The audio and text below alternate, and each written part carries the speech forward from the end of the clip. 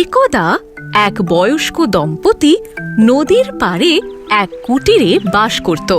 একদিন বৃদ্ধা মহিলাটি সকালের জলখাবারের জন্য একটা জিঞ্জার ব্রেড রান্না করবে বলে ভাবল। যেই ভাবা সেই কাজ। বৃদ্ধা ময়দা মেখে সেটাকে ছোট একটা মানুষের আকৃতি দিল। তারপর ক্রিম দিয়ে চোখ আর মুখ বানালো, লজেন্স দিয়ে বোতাম আর চেরি দিয়ে নাক বানালো। তারপর ওটাকে ওভেনের মধ্যে রেখে দিল।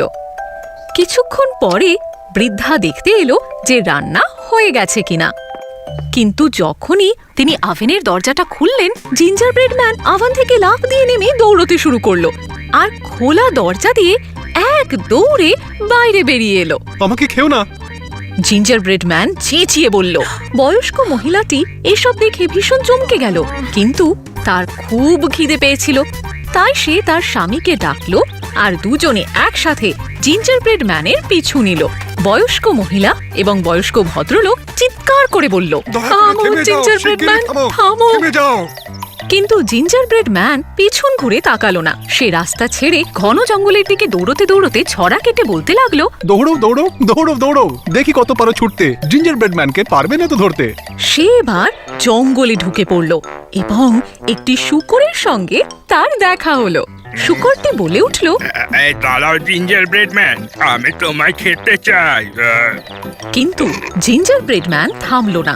সে বরং শূকরটিকে পাশ কাটিয়ে চলে গেল। আমি একটা বৃদ্ধা মহিলা আর একটা বৃদ্ধ লোককে পেছনে ফেলে দিয়েছি, এখন আমি তোমাকেও পেছনে ফেলে দেবো। দৌড়ো দৌড়ো, দেখি কত পারো ছুটতে। জিঞ্জার ব্রেড ম্যানকে পারবে না তো ধরতে। কিছু দূর গিয়ে জিঞ্জার ব্রেড ম্যান একটা গরুকে জঙ্গলের বাইরে চড়তে দেখল। গরুটি বলল, হাম্বা, দাঁড়াও জিঞ্জার ব্রেড ম্যান, আমি ক্ষুধার্ত। কিন্তু গরুর চেয়ে জিঞ্জার ব্রেড ম্যান ছিল অনেক বেশি দ্রুত। আমি একজন বৃদ্ধা মহিলা, একজন বৃদ্ধ লোক আর একটা মোটা শূকরকে পেছনে ফেলে দিয়েছি, আর আমি তোমাকেও পেছনে ফেলে দেবো। দৌড়ো দৌড়ো, দেখি কত পারো ছুটতে। জিঞ্জার ব্রেড ম্যানকে পারবে না তো ধরতে। গরুটিও এবার জিঞ্জার ব্রেড ম্যানের পিছু নিল।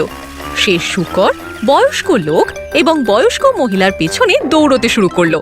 কিন্তু জিঞ্জার ব্রেড ম্যান ছিল সবার থেকে দ্রুত। আর একটু পথ যাওয়ার পরেই জিঞ্জার ব্রেড ম্যান একটি ঘোড়ার সামনে এসে দাঁড়ালো। ঘোড়াটি বলল, দৌড়ানো বন্ধ করো জিঞ্জার ব্রেড ম্যান, আমি তোমাকে খেতে চাই।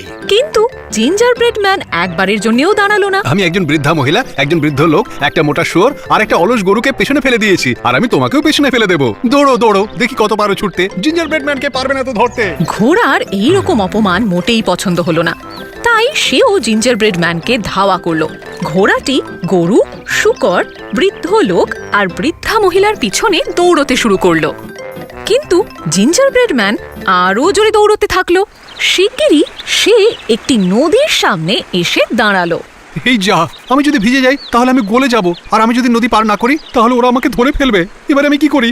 আর তখনই একটা চালাক শিয়াল সেখানে এসে উপস্থিত হলো। শোনো, আমি তোমাকে নদীটা পার হতে সাহায্য করছি। তুমি আমার পিঠে চড়ে বসো আর আমি সাঁতরে তোমাকে ওপারে নিয়ে যাব। কিন্তু জিঞ্জার ব্রেড ম্যান শিয়ালকে ভরসা করতে পারল না। তুমি প্রতিজ্ঞা করো যে তুমি আমায় খাবে না। শিয়ালটি বলল, মোটেই না, আমি তো তোমাকে শুধু সাহায্য করতে চাই। জিঞ্জার ব্রেড ম্যান ঠিক করলো যে বৃদ্ধা মহিলা, বৃদ্ধ লোক, শূকর, গরু আর ঘোড়ার কাছে ধরা পড়ে যাওয়ার থেকে ভালো শিয়ালকেই বিশ্বাস করা। তাই সে শিয়ালের পিঠে উঠে বসলো আর দুজনে একসাথে নদী পার করতে লাগলো।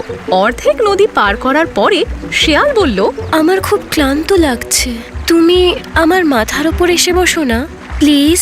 জিঞ্জার ব্রেড ম্যান আনন্দের সাথে শিয়ালের মাথার উপরে এসে বসলো। আর একটু যাওয়ার পরেই শিয়ালটি আবার বলে উঠল, ওহো, আমি না আবার ক্লান্ত হয়ে পড়েছি, তুমি আমার নাকের ওপর এসে বসো না। যেই বলা সেই কাজ। জিঞ্জার ব্রেড ম্যান শিয়ালের নাকে এসে বসলো। তারা এবার নদীর অন্য পারে গিয়ে উঠল।